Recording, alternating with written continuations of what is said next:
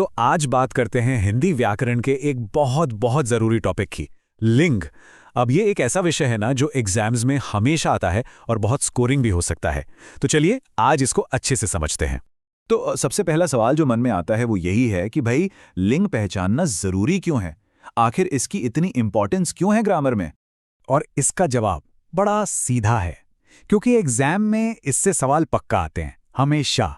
और अगर ये टॉपिक क्लियर हो गया तो समझ लीजिए कि पूरे नंबर जेब में हैं। तो चलिए सबसे पहले एकदम बेसिक से शुरू करते हैं।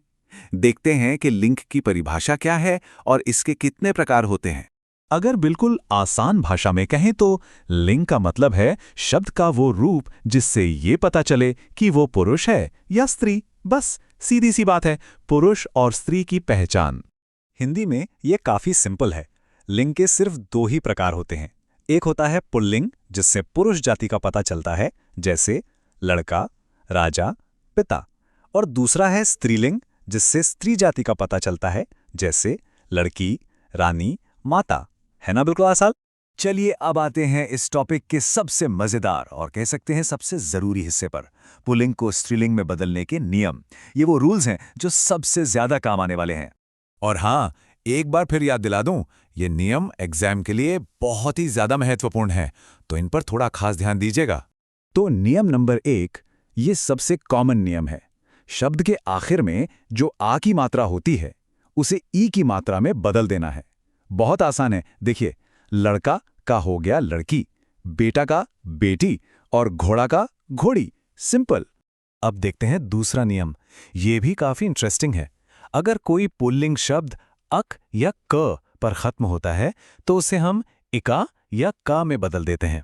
जैसे शिक्षक बन जाता है शिक्षिका, लेखक से बनता है लेखिका और गायक से गायिका। अच्छा, एक बात और, जरूरी नहीं कि हर बार शब्द के आखिर में ही कुछ बदलाव हो। कुछ शब्दों के स्त्रीलिंग रूप तो पूरी तरह से अलग ही होते हैं, जैसे राजा का रानी, पिता का माता। इसमें कोई रूल नहीं है, इन्हें बस याद रखना होता है। और चौथा नियम है शब्द के अंत में नी या आनी जोड़ना। यह भी बहुत इस्तेमाल होता है, जैसे शेर का हो जाता है शेरनी, मोर का मोरनी और सेठ का सेठानी।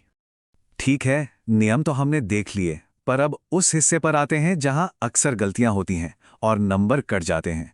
चलिए देखते हैं कि इन कॉमन मिस्टेक से कैसे बचना है। सबसे पहली और कॉमन गलती होती है सूर्य शब्द में।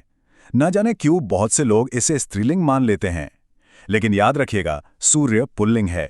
हम कहते हैं सूर्य उदय होता है, होती नहीं। दूसरी गलती होती है आग शब्द के साथ। शायद इसकी शक्ति की वजह से लोग इसे पुल्लिंग समझ लेते हैं, पर नहीं। व्याकरण के हिसाब से आग एक स्त्रीलिंग शब्द है। हमेशा कहते हैं आग लगती है, लगता नहीं। और एक और शब्द जिसमें खूब कंफ्यूजन होता है वो है दूध। बहुत लोग इसे स्त्रीलिंग समझ लेते हैं। ये भी एक आम गलती है। सही ये है कि दूध पुल्लिंग है, दूध उबलता है, उबलती नहीं। तो अब जब हमें इन गलतियों के बारे में पता चल गया है तो चलिए अब एग्जाम की तैयारी को फाइनल टच देते हैं। कुछ आसान टिप्स जो अच्छा स्कोर करने में बहुत मदद करेंगे। बस ये 4 बातें ध्यान में रखनी है। पहला, सवाल में जो शब्द दिया है उसे ध्यान से पढ़िए। दूसरा, जो नियम हमने अभी डिस्कस किए उन्हें याद रखिए। तीसरा, एग्जाम्पल्स की एक टेबल बनाकर प्रैक्टिस कीजिए, ये बहुत काम आता है। और चौथा, स्पेलिंग यानी कि वर्तनी हमेशा सही लिखिए। तो फटाफट से देख लेते हैं कि आज हमने क्या क्या सीखा।